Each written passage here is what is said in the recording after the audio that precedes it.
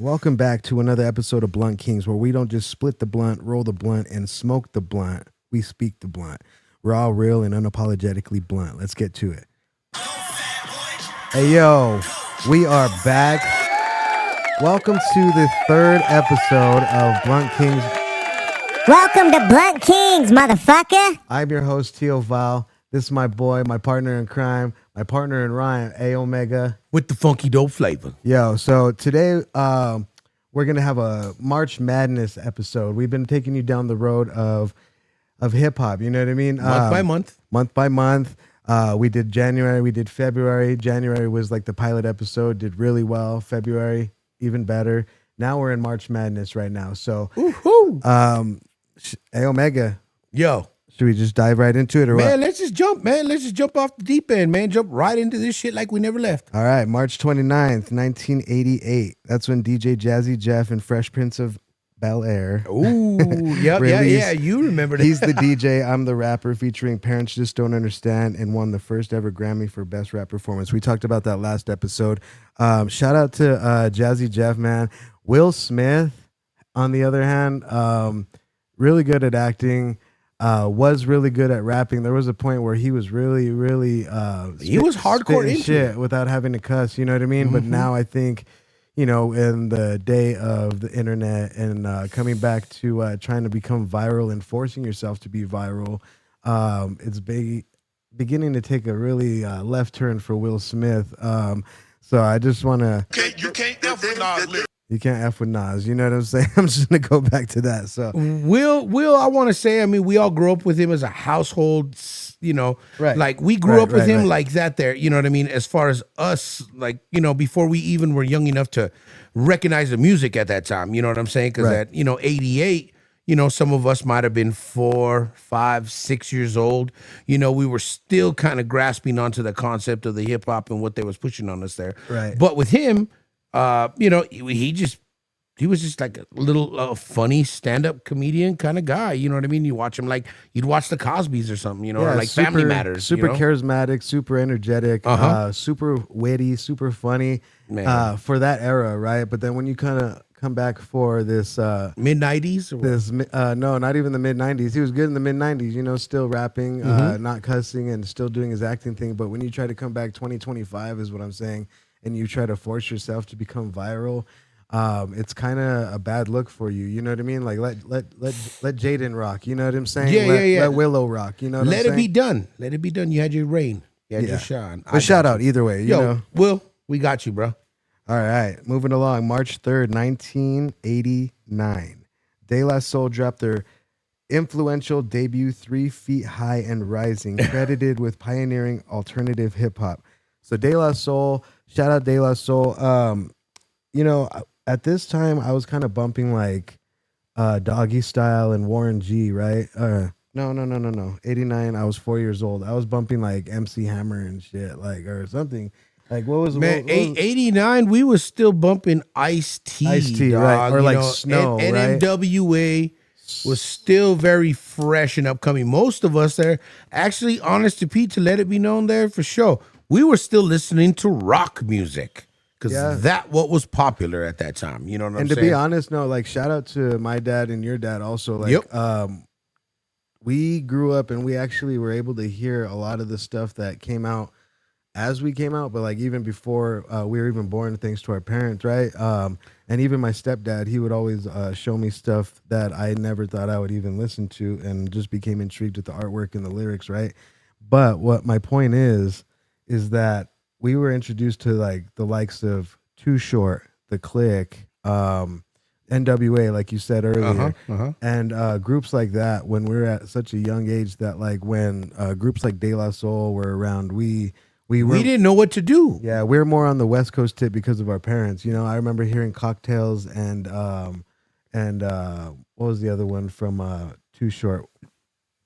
That Like- was like on the tapes. I remember getting this Getting white It. tape. Yeah, like getting it it and there stuff like for that. sure. Yeah, off a jive. Yeah, so my dad yeah. was bumping that kind of stuff along with AC/DC, along with just all kinds of Poison, you know, like Def heavy metal rock Leppard, shit. Yeah. you know what I mean? Hairband rock. You know what I mean? So when we were growing up in that era, and then De La Soul came into play. It was really we couldn't grasp the amount of knowledge that they were trying to put out to us yet, Right, yeah. because we were still such primitive, young-minded individuals. You And know we're what I mean? still like intrigued by like the cartoon aspects or whatever. Like Flash and pizzazz. I remember watching the Paula Abdul video, Opposites Attract, and I remember Yes. I just liked watching the video because there was just like that weird ass cat that was following around Yeah. that was animated, but That's she wasn't. fact. Yeah. So it was, It ain't that, easy. that was kind of like what our brain was absorbing at that time and shit, and just Uh-huh. like tripping out on some of these music videos that were coming out. So yeah, shout out to De La Soul. We You love know- you now, but at the time when we grew up, we didn't. It really was just know. unrecognizable there Yeah. yet. You know what I mean? Because we still were heavily influenced by other stuff. But we got your back, dog. We understand the message, my dog. Plant Yep. that seed, my fans. Yep. All right. March 14th, 1990, Salt and Pepper released Black's Magic. See, this is where Salt and Pepper. it gets interesting. Salt and Pepper. I remember my auntie Donna, she would be bumping Salt and Pepper while cleaning like on a Sunday, right? Like that's how I got introduced to the likes of Salt and Pepper, Don't pass me that blunt, dog. In Vogue. Got you. You know what I'm saying? And all those like early 80s Well, latter shit. 80s, early 90s. Yeah, You know what I pop mean? Like shit. it was still groups. Yeah. You know what I mean? Because there was still a lot of that going on. But to the females there, yeah, you know what I mean? There was a lot of those groups around, the En Vogue, you know, SWV. Right. You know, like how you're talking about there. But your auntie, Yeah. Anyway, I was just saying that was my introduction to Salt and Pepper at that time. Like that was like the only time I remember like, oh shit, now there's some girls up on stage rapping and they're hitting them with the push it and Yep. and what was that other one where they're talking about boning a bunch of guys or some shit? man, That's like, I do what I want to do or some shit. I don't know. I don't remember that shit, but I remember There was some the crazy, message. yeah. They were just blatant as the guys, Yeah, exactly. but they were more chill with it. Yeah. you know, and they made it fun. Yeah. See, we just blatant, you know. That's why we blunt kings. We just blatant as a motherfucker. March 20th, 1990, Digital Underground releases Sex Packets. Ooh, dog. I bought that one on CD, man. Okay. Because I had the Sons of the P, you know what I mean? And that was like that weird one that nobody really got after the first one, you know what I mean? The first album was dope, smash, everybody loved it, you know what I mean? Right. The second Digital Underground, you know what I mean? The Kiss You Back album, you know, was kind of like in between. But then when you had the Sex Packet, dog, you know what I mean? Like all of the Digital Underground shit has always been my shit, you know what I mean? Because they've been super cordial there. But I mean, yo, when they came out with that,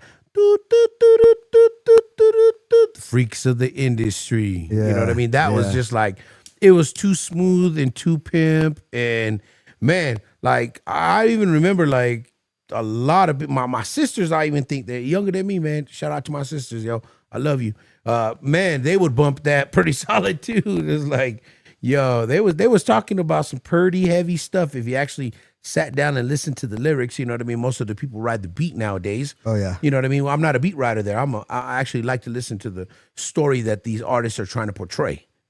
And with that being said, man, it was dope. Just all around there. Got to give it up. That for me, I definitely have that CD in my collection. Yeah, shout out Digital Underground, man, for sure. Everlast, March 27th and 28th, 1990. They dropped Forever, Everlasting, and The Dogs debut album. Everlast, I remember he had some beef with Eminem. I remember listening to House of Pain when they first came out. Seeing it on Mrs. Doubtfire, you know what I mean? Like Yep. all that kind Yep, of shit yep, really yep. tied into my childhood because, you know, you would hear the song back like 10 years later, but then you hear it on something like Mrs. Doubtfire and you're just like, oh shit, I remember this shit. You know what I mean? And then you're like, damn, we're about to get into this movie with Robin Williams, but I don't know. I just wanted to say that shit. Everlast, shout out to Everlast for beefing with Eminem. That shit was hilarious. That was classic, my friend. Classic. Yeah, you actually got him on a few lines for sure. All right, moving along. March 14th, 1995. Tupac Shakur releases Me Against the World featuring deeply personal classics like Dear Mama. God, okay. You want to go first? No. You already opened it up. All right. So You go first. When Tupac first released Me Against the World, I believe I was in Thornton, Colorado. My stepdad, Kevin, he had a best friend that he was working with at the time, and he was burning him a grip of CDs. And he happened to burn me a mix where it had a bunch of the Me Against the World tracks on it, like Dear Mama and Brenda's Got a Baby and stuff like that. Okay. And I just remember listening to to Dear Mama, and honestly, I did like I shedded it, like not like I wasn't bawling or anything, but you listen to a song and you shed a tear. You got emotional. Yeah, you know what I this mean. is You 93. started feeling you balling up with emotion. Yeah, I'm like what 8 years old at this time. All right, let's see. No, this is 95. I'm Come on now. 10 at this time.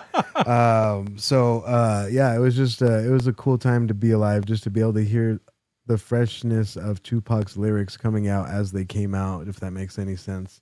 What do you got to say? Oh man, no, I was 11 years old, man. I could still remember that summer. I remember rocking it on MTV. Man, everybody we was singing it on the school bus, on the cheese wagon. You know what I mean? Right. You know, in the summertime we was catching the city bus, the Santa Fe Trails. What up? I remember quarter to get on the bus. Man, good times. But that one there with me, man, because I was so heavily involved. My mom was so heavily involved with me with my extracurricular activities. You know what I mean? I used to do the football all the time. You know what I mean? Didn't do too much baseball. Always played basketball. You know what I mean? A little chubby ass little spicker there. So I ain't do too much cross country, but I did a hell of a lot of running. You know what I'm saying? So, you know, it was an interesting time. But when that one came in there, you know, and then just being, being heavy in my religious beliefs at that time too, you know, going, getting out of like, First Holy Communion, doing all that, Catholic way, whatever on that. But we ain't talking about that. But but yeah. Tupac, I know what you mean. Tupac hits different when you're actually going to church. You know what I mean? Like it's just as a child and you're going to church and you're listening to Tupac. And you got a lot of stuff, man. Like you're not only hearing the anger and frustration of the world, but then you're seeing like you're reflecting on yourself there too, and how much you bringing in. So exactly. Yeah, but that Pac, gotta love that one, man. Yeah, rest in peace, Tupac.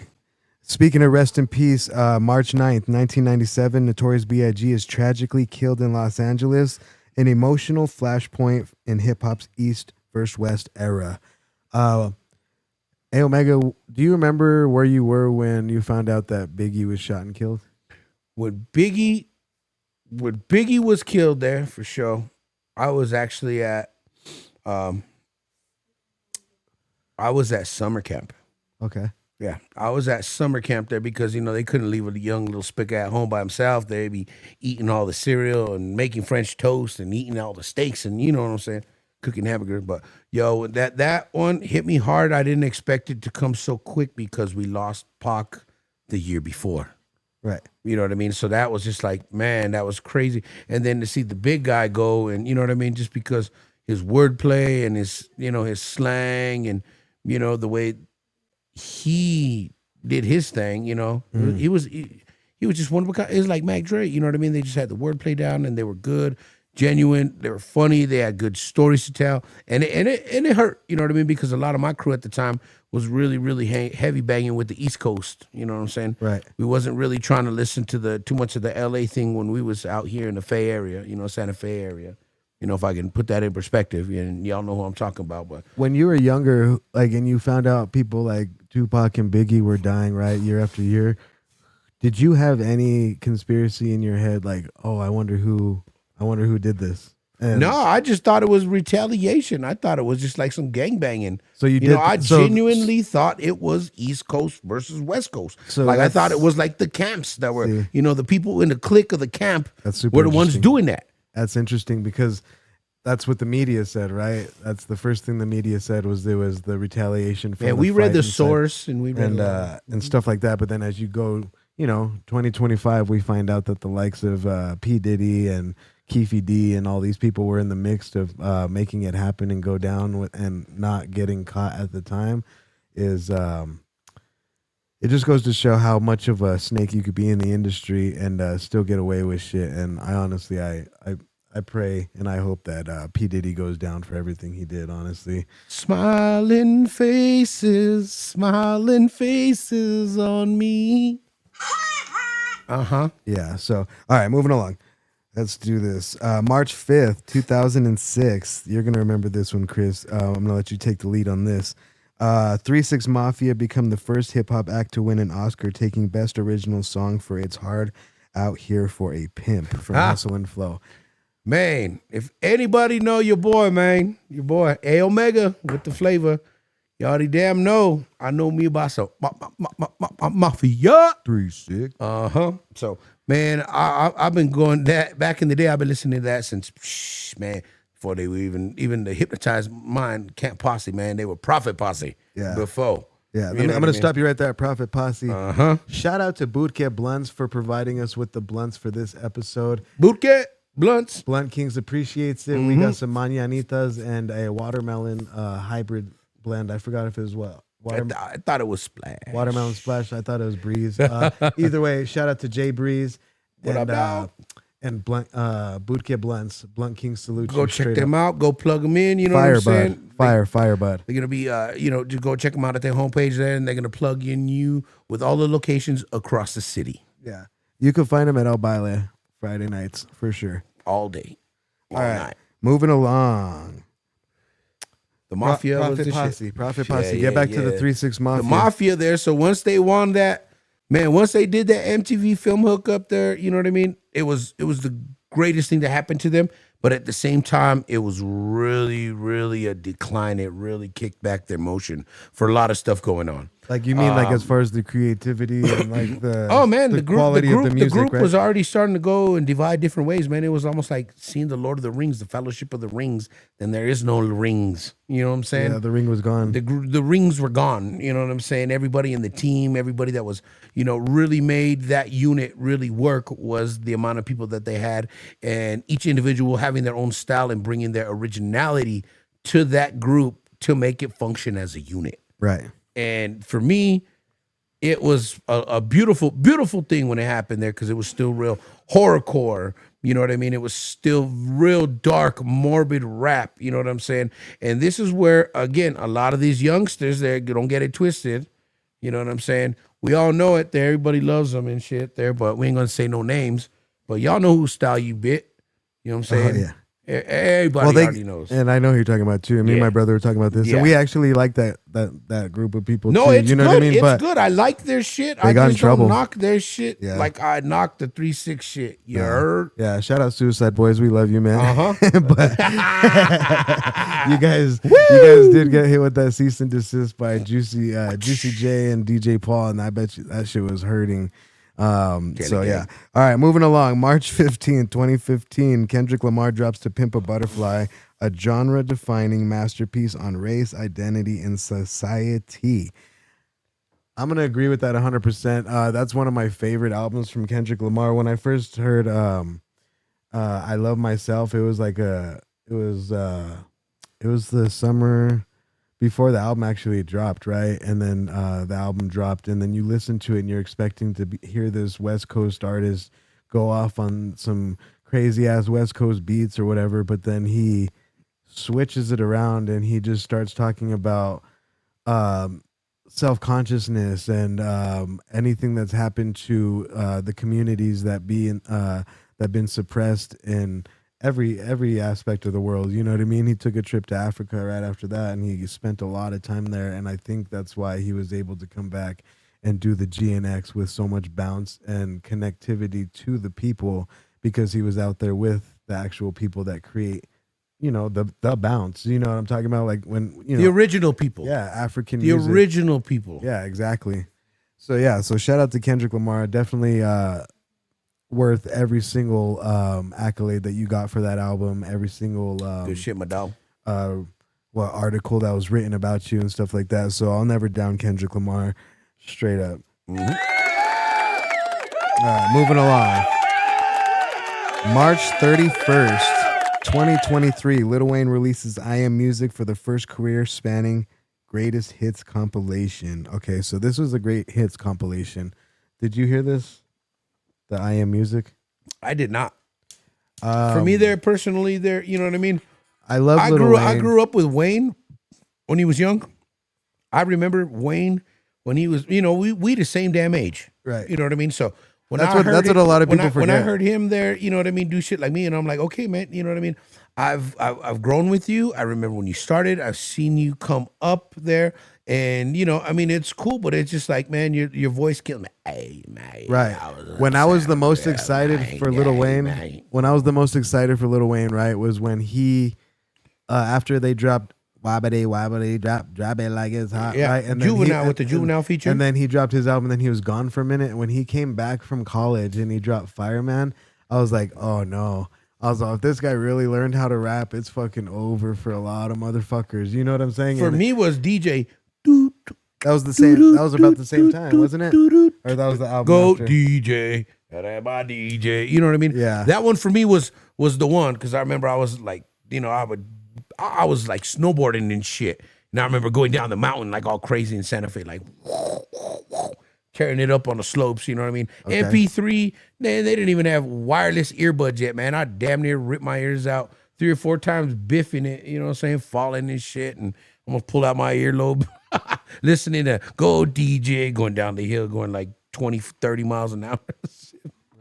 Man, crazy times though. But yeah, Wayne, I mean, I liked younger Wayne. You know, I respect him for what he's done. You know what I mean?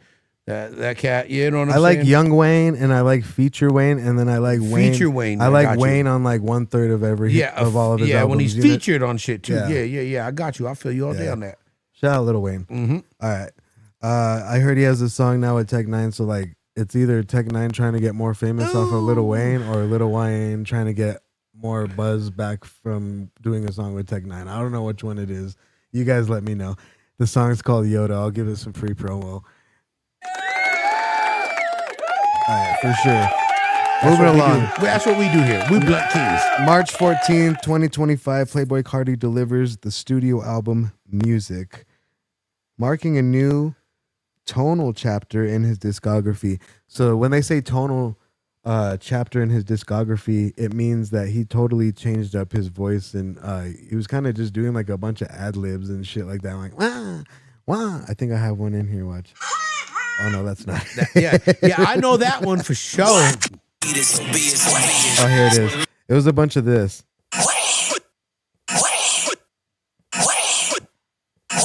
So I don't know if they're adding like sound effects to his voice, like to where it pop, like makes that weird little popping shit at the end, dog. But I don't know.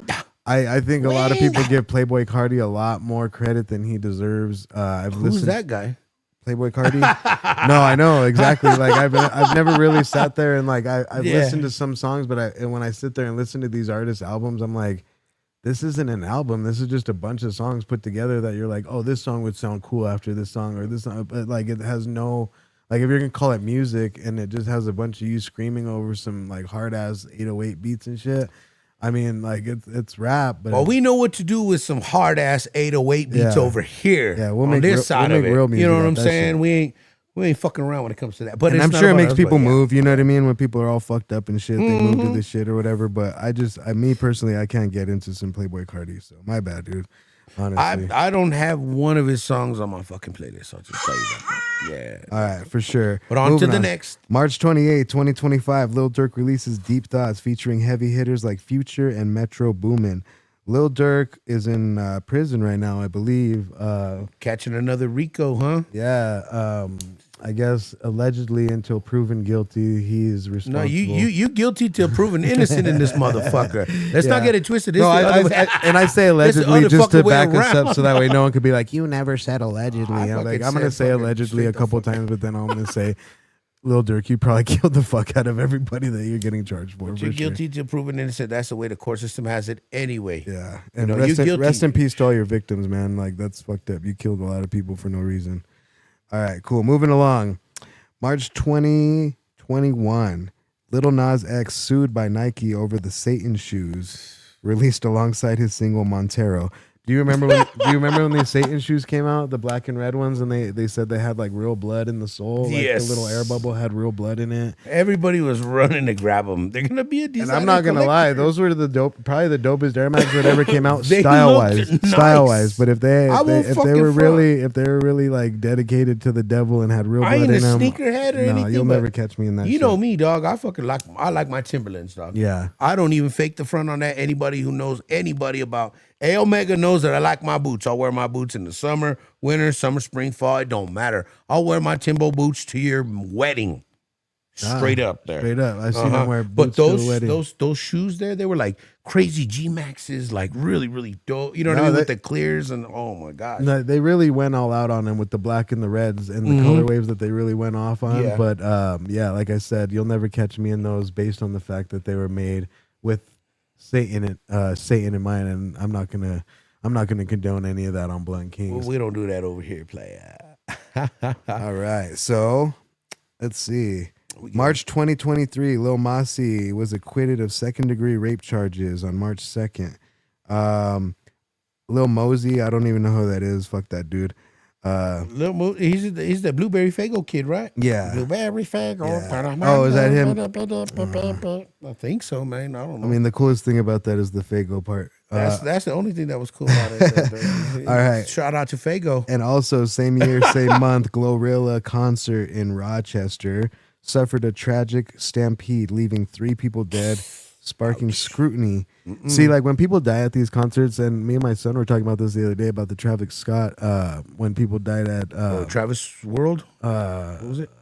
That was at Houston one. Utopia or whatever. Or no, it was something. Yeah, Travis World. Hustopia? I don't know what the fuck, but whoever, Remember that one. whatever concert it was, like 6 or 7 people ended up dying. Some of dehydration, some of stampeding. When that kind of stuff happens and it gets linked to the conspiracy of sacrifices and stuff like that, I honestly believe that that's what's going on, and I think it's really sad that the industry stoops so low to get energy at these shows just to gain more energy out of it after the show. You know what I mean? And it's just evil. And Frenzy. yeah, all right. Creating frenzies. Yeah, moving along. March 2024, Kanye West faced backlash after his Rolling Loud set that I guess was, it incited violence, and it was just low energy or something like that.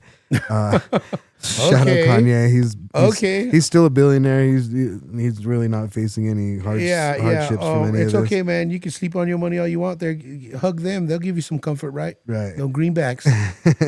Oh, that same month, Blood Kings. a new French law state-regulated dance instructed requirements for breakdancing. So that sparked debate. And For the Olympics, right? yeah, we're gonna come back to that right after this. We're back. So yeah, we're talking about this new French law that they passed in March 2024.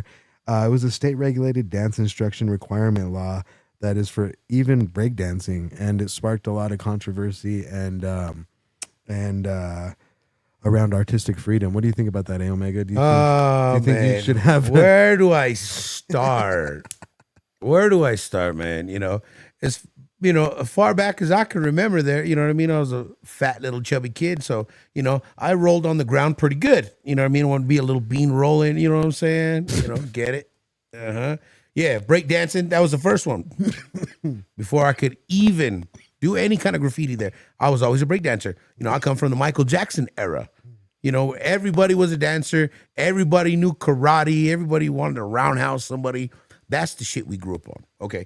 And seeing that shit at the Olympics, man, that shit turned my gut, dog. I mean, that little twisting, all that shit, dog. That homegirl there from Australia, you lied on your resume, like how they said. She's like, I get down under. Man, I swear you was doing the old school. Man, I thought you was on like a Whip It or some shit. You know what I mean? I thought you was getting that freaking can and you were getting lefty gunplay on us, yo. Oh my you know what God, I'm that's saying? fucking hilarious, Like, dude. for real. Yeah, I don't think there should be any mandates on anything hip hop, especially when it's artistic breakdancing and freedom of dance and expression of dance. You know what I mean? That should just trip me out, though. I mean, that's like, that's like going to the sideshow and you can't even sideshow out. You can't even, one tire's locked up and you're just going, one little ass tire. Yeah, no, man, that's- get the hell out of here, man. They're going to jump on your hood.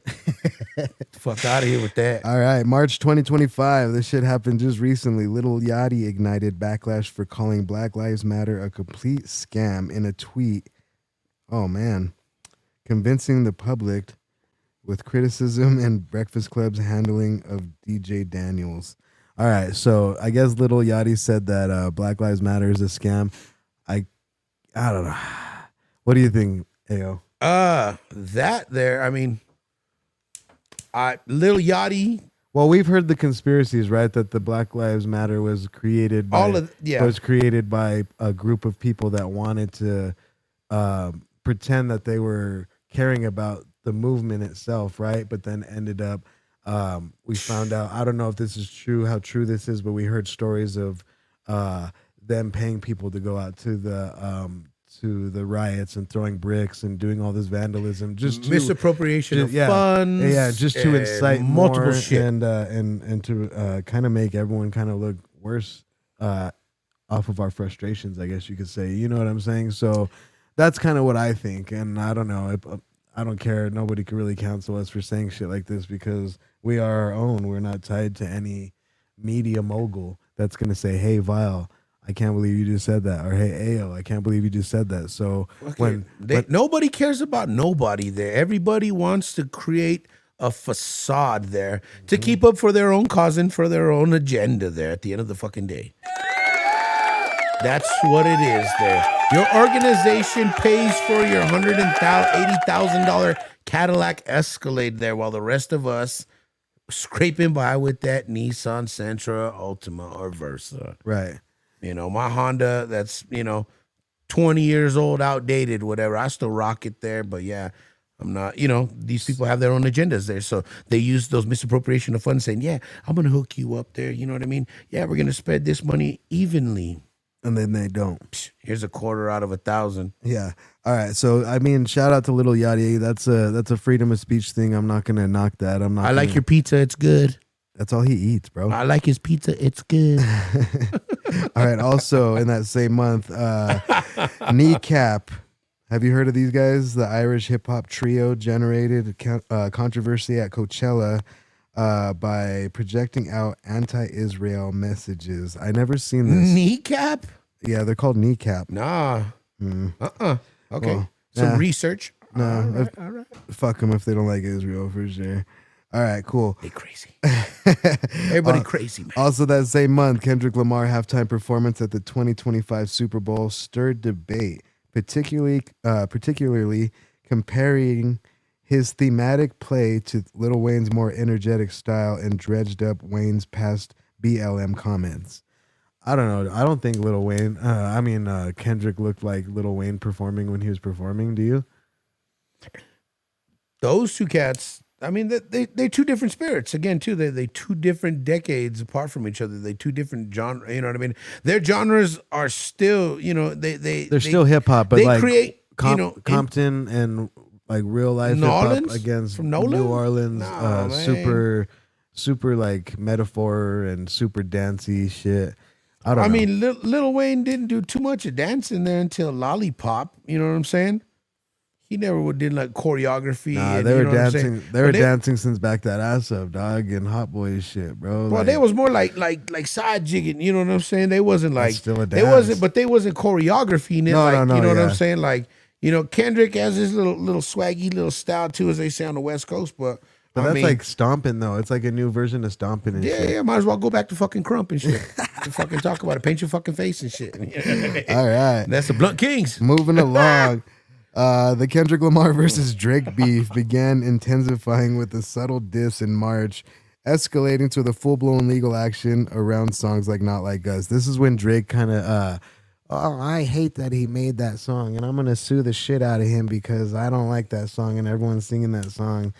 Go check and make sure he's not doing bot shit. What do you think, Ayo? Okay, that was the Drake. Yeah, that was Drake. Mm-hmm. That was Drake, by the way. Drake and Kendrick shit, man, them fuckers. I thought that was like some hoish shit.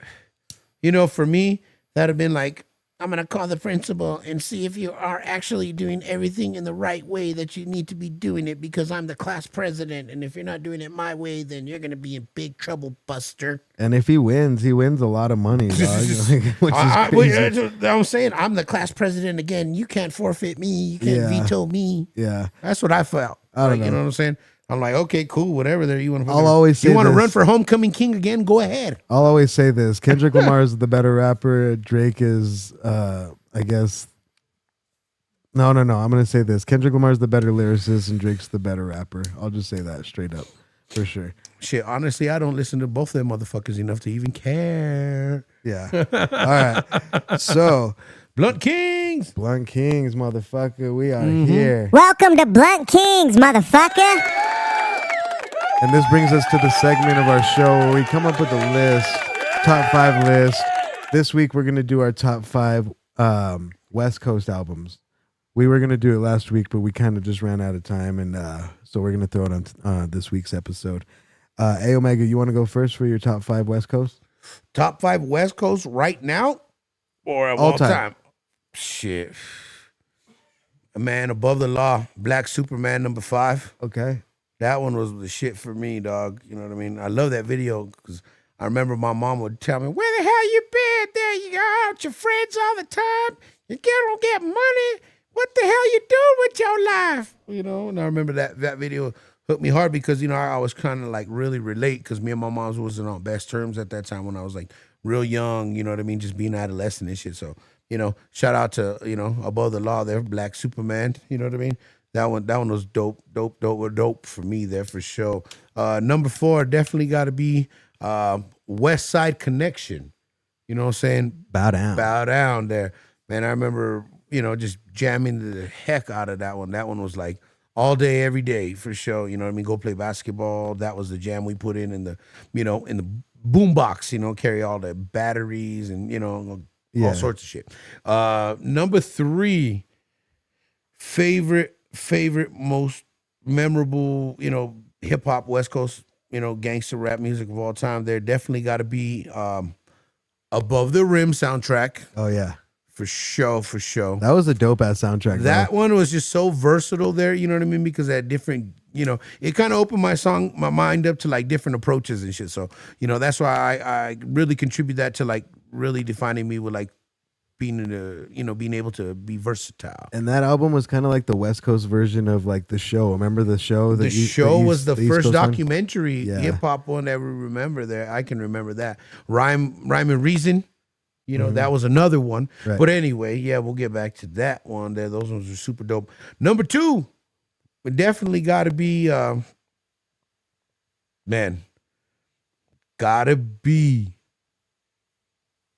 DJ Quick. Safe and Sound, baby. Oh, yeah. Some Shout out believe in DJ love Quick. and some believe in friends. You know that money got you safe and sound. DJ Quick's always going to be a favorite here at Blunt Kings. Oh, we can never all say day. anything bad about DJ Quick. Love He's you, a- Quick style. Originator. He's a style maker. He's done a lot more for the West Coast than they give him credit for. And shout out to DJ Quick, man. You were one of the West Coast goats, and not many people say it enough. So, what was your And for me, number 1, West Coast. West Coast. All day. Anytime I hear him, he just takes me back home. You know, Kid Frost. Oh yeah, East Side Kid Rendezvous. Frost. Yeah, shout out to Kid Frost. The greatest Mexican of all time. Lefty. Straight up. Lefty.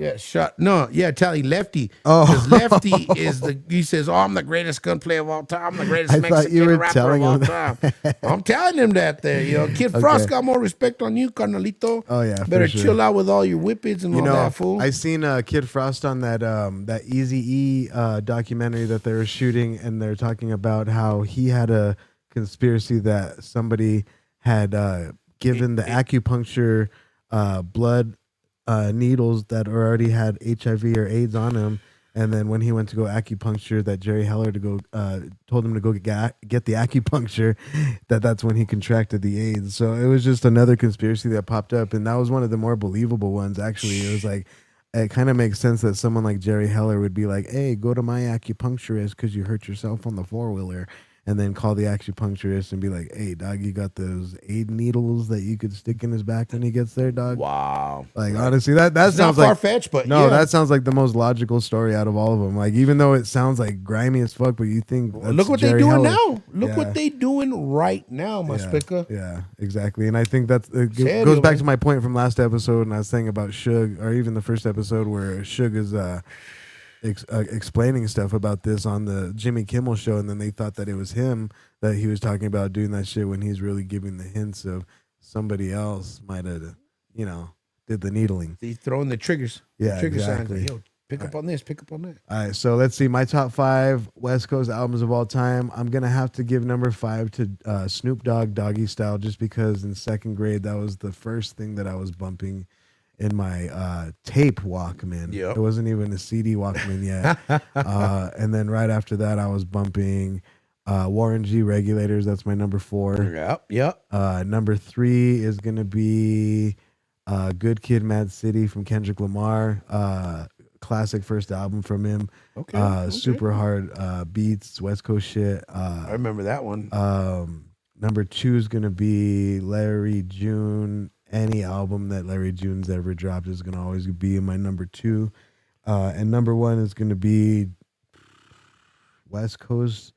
Oh, you know what? My number 1 West Coast album, you know what it is? Hit me with it. Because I remember driving around with my sons bumping this shit, and they love this album. Schoolboy Q, Oxymoron. Shit. I'm gonna give it to Schoolboy Q. Oxymoron was one of the hardest albums Man, ever. Yeah, and even those album cuts that came out, like the one with Sugar Free and shit like that shit, like that. I could still to this day drive around listening to that album and just be chilling. Remember that other beat? Man, that was good classic ones. Yeah. For Would sure. you say your pussy for me? All right, so There you go. That Yeah. Pippin right there. so we are at Blunt Kings. You are watching Albuquerque's first bluntest podcast. Raw and uncut, Spicker. We talk that shit. We talk hip hop history. We are going at it. And thank you to everybody for tuning in, by the way. Make sure you guys We appreciate y'all. Make sure you guys subscribe. Next month, we're going to be covering what? April? Ooh, April, All May. of the April stuff that's been going to be happening from 1990 to 2025. I'm sorry. Everything hip hop. Everything hip hop. We're going to cover it all. We're going to talk about it all. We're going to give our opinions about it all. And also, We're going to be blunt as fuck. we are dropping a new segment called The Crash Out. You think this show Oh. you think this show's blunt and raw and unfiltered? This is just like the tip of the iceberg. This is us being polite. We haven't even gotten into the conspiracies. We haven't even gotten into the beefs, like really the beefs. We haven't even got into some of the local shit that's going on in New Mexico and Albuquerque. We're going to that- talk about all y'all little knuckleheads. in my opinion, nobody's safe. Nobody's seen us like this. They've heard us like this on I Heard. Like I like the only way I can compare it is if you listen, I heard. if you listen to the song I Heard by TIO The Inspired Ones, you'll know which direction we're going with The Crash Out. And we're gonna be taking this shit full fledged, and we're not gonna be unapologizing for anything. We too old. We're not gonna be apologizing for anything, I should say, not unapologizing, because that's a backtrack. So Yeah. thank you for watching Blunt Kings. This is the 3rd episode. This is March Madness. We went through everything that ever happened in March that was pivotal in hip hop, and we're also gonna bring you every other month, month by month, day by day. We're gonna be dropping reels. We're gonna be dropping all that shit. So be prepared. Nobody's safe. Nobody. Oh, one more thing. I want to say, all you biters out there, all you motherfuckers that think that, oh, I gave Vile an idea. Motherfucker, you don't know what ideas are. I cannot stress this enough. I have coming up with ideas after ideas after ideas, things that we've been trying to make work since day one. And all I can say is this guy right here, A Omega, has been the main person that has ever really helped me generate, and I've helped him curate certain ideas that we've brought to the table, such as the Southwest 16, We work together. the TIO, the Inspired Ones, even Sanctified Poets back then. I just want to make sure that everybody knows that you aren't original. We are original. And we are the ones that inspire you to do what you're doing right now. And you're welcome. You know what I mean? I'm going to end it like that. You're fucking welcome. Wake up, blunt. Brush my teeth, blunt. Breakfast, eggs, coffee, and a blunt. Drive to work, blunt. Come back home, blunt.